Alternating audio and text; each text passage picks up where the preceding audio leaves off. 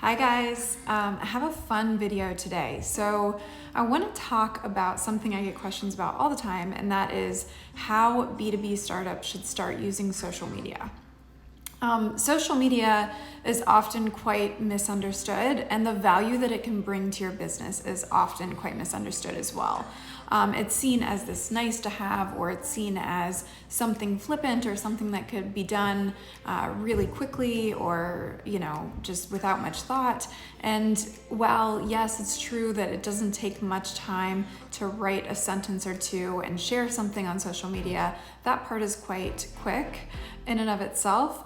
Having a truly well-rounded and truly advantageous social media strategy, understanding what you're using social media for, and creating great content to share on social media in order to achieve your business goals takes a lot of time and a lot of effort. And I'm going to share 4 things that social media can do for a B2B startup, but keep in mind that to do all these 4 things well, you would really have to have a fully functioning content team and social media team or agency. So my best advice is as you listen to these 4 ideas, really pick what you think would make a difference to your business right now, and consult with or hire a marketing leader, an appropriate marketing leader, in order to drive these initiatives forward for you rather than trying to do them all yourself.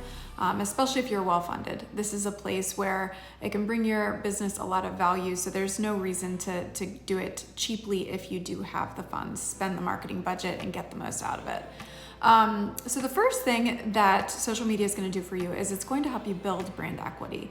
When I say brand equity, a lot of times, especially I find more engineering minds glaze over at the word brand. It feels fluffy to them. That is to your own demise, unfortunately, because brand equity accounts for so much of the reason that your customers engage with you, re-engage with you, pay attention to you.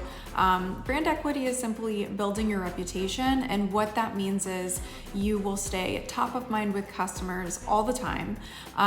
You will keep VCs interested, so when it's time to go after that next round, they will look at you and stalk you online and stalk your business online and find that you're active and thriving and you're out in the world and you're making a difference, and you'll keep talent interested. So you'll be able to recruit with less rounds of interviews, or perhaps talent won't be asking for top dollar to come to your organization because they will already have a good impression about your organization, because you will be a company that's already out there in the world and impressing them before they even walk through your doors. So building brand equity on social media is really important. The next 2 pieces are very important in driving revenue. So social media is a key ingredient to creating demand generation and lead generation. And I want to talk about these 2 for a second, because there's a lot of confusion, especially with new founders, about the difference between the 2, and also, what type of generation, is easier to convert into revenue. So when you have demand generation, you have truly created an ecosystem whereby your customer is coming to you. So they are contacting you, they are filling out the forms to contact sales with no carrot, with no, they're not just giving you their email in order to get a free resource. So creating a demand generation ecosystem is one of the most advantageous things that you can do for a B2B business, full stop. But it's especially important for a B2B startup, because you don't want to constantly be chasing people. You have limited resources and you want customers to be coming to you. It is an investment. So, if you're using social media to generate demand, you're going to want to use it to share relevant resources. You have to create those resources first, and then share and reshare and engage. So that is a heavy lift, and there's no way of getting around that. Even when you use cheaper materials or play it a little fast and loose with the resources that you're creating, they're still going to take time and energy, and they're still going to have to paint your products and your business in the best light. So I strongly recommend you guys consult professional help, someone who's been doing social media and content and marketing for a very long time to help you to do that if you can. You want to provide pathways through your social channels to your product education suite. So the ultimate goal here is that you want your customer or would-be customer, before they even ever meet with your sales team or yourself, to be going on your website, to be learning about your product, to be primed and excited to buy before they ever even meet you. Now, how do you do that? You build a great customer education suite where they can answer their own questions and they can overcome their own objections, their own barriers to purchase. And then you can link to those things within your social media ecosystem or communities or whatever in order to help drive traffic there and help your potential customer find all of those resources. Also, demand generation, it can't be understated how important it is to show personality within your demand generation ecosystem. And social media is a great way to do this.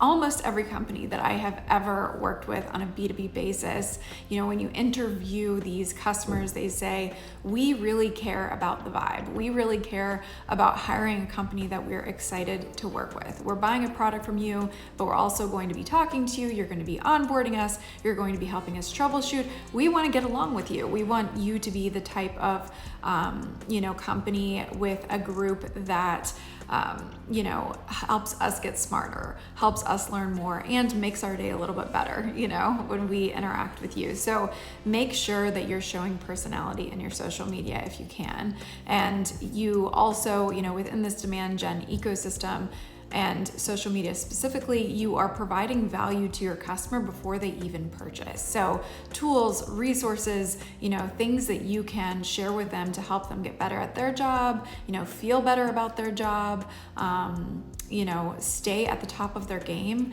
You are providing that to them, and that is completely going to create their perception of you as a company and a brand. The other piece of this, you can use social media to do lead generation. It can be quite successful at generating leads. Again, I personally think that the best way to convert customers is to create that demand gen ecosystem. But while you're building that, you can use it to generate leads. So sharing resources, tools, webinars, classes, white papers, even that still works sometimes, to an audience, and collecting their info in exchange for giving them that resource, that is still an option for you. Now, does it convert to actual revenue at the same rate that creating a true demand ecosystem converts? No, not typically. I have yet to see a company where it does convert at the same rate. However, I think that handing leads to sales by creating a lead generation system that you're proliferating, I can't speak today, guys, sorry, through social media is a really great option for B2B startups when they are building that demand gen ecosystem. And the last thing that you can use social media for that is really valuable to your business, especially when it comes to brand experience and retention, so getting your customers to renew their subscriptions year over year, renew their services with you when it comes time to sign that contract again, is customer success. So, social media is a great way to let your customers reach you really quickly and give them really quick answers as they're troubleshooting, as they're using your product, if something arises. You also can create a community for customers, especially for B2B customers selling software, where you can share releases and resources. Again, this is going to take time and energy. You are going to have to curate that community. You're going to have to police it to some extent. So you're going to have to make sure that you're allocating the resources to create a community if you do so. And then you also can share customers only content. So providing value above and beyond the product, helping them be the best that they can be in their jobs. All right, I hope this was helpful. And as always, send any comments across or messages across as you please. Thanks, guys.